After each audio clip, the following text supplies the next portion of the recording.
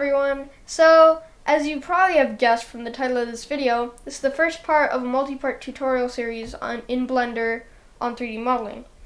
When I started using Blender for the first time, it all looked very intimidating. The vast menus and options I had to change for my models to look how I want them to look. And so, in this video, I will be explaining the vast things like 3D Viewport, the object info, the collections, and the vast menus and options Blender has to offer. And so let's check out the video. Okay, so let's open up Blender, and we'll be greeted with the splash screen. And you might recognize this from my video editing videos because we go down here and open up a new video editing file. But instead, today, since this series is going to be about general modeling, we're going to click the general button, and you'll be greeted with all this stuff that is completely new if you haven't used Blender in this way before. So the first thing I'm going to explain is, so this like area where you can see the 3D world, this is called the viewport. And so this is where you're going to be doing all your modeling and assorting all your objects and stuff. So this is called the 3D viewport. You might notice people mentioning this a lot. And yeah, you can adjust settings and stuff here. And then to the right here, you'll be using this a lot, including the viewport. So this is where like all the object info and render info is going to be displayed, and you'll be able to adjust it here. So this is currently in the transform data, but you can switch it over to material properties, which is where you're gonna change the color of your cube and whatever model you have. And up here is the render properties, which is like all your render settings and stuff, but we'll focus in on that on later videos.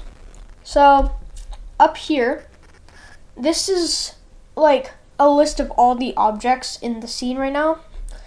So this is our cube. It's currently highlighted because we have it selected. And there's also the light, which I think I moved to my viewport. You do that by middle mouse clicking, like holding it, and then dragging it over. You can move the viewport and see that it's actually 3D. So our light, if we click on it here, you can select things here or in the viewport. If we click on it here, you can see that this thing right here is the light. So to maneuver around the viewport, middle mouse button to like orbit, and shift middle mouse button to pan, and scroll wheel to zoom in and out, or some people even do control and then middle mouse button to like smoothly do it. And but anyway, so this is the light. We can select it either in the viewport here or just in the list. And the camera, which is right here, is this thing. So this is like where your render is going to be shot from. So we can press numpad 0 to kind of like focus in on the camera's view, or just press this right here.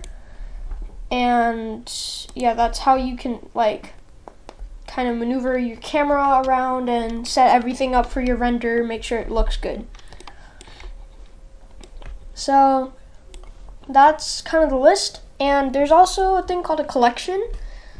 So this is kind of like a box that I put all of this into.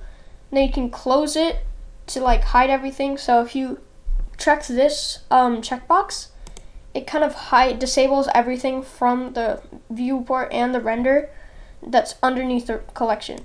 So that's useful in this tutorial because I'll be using a different collection I called the archive, because to save earlier versions of a model. So that's collections there. So there's the standard collection and a scene collection. So all the things in the scene, including the collections, are in the scene collection. And that's kind of the list. So here we have like the shading modes. So currently we're in solid shading. No lights are being used right now. There are no like shadows or realistic like anything like that. And yeah, you can change it to this, which is called material preview. And these are all the shading modes. So this is solid, material preview, rendered mode, and wireframe.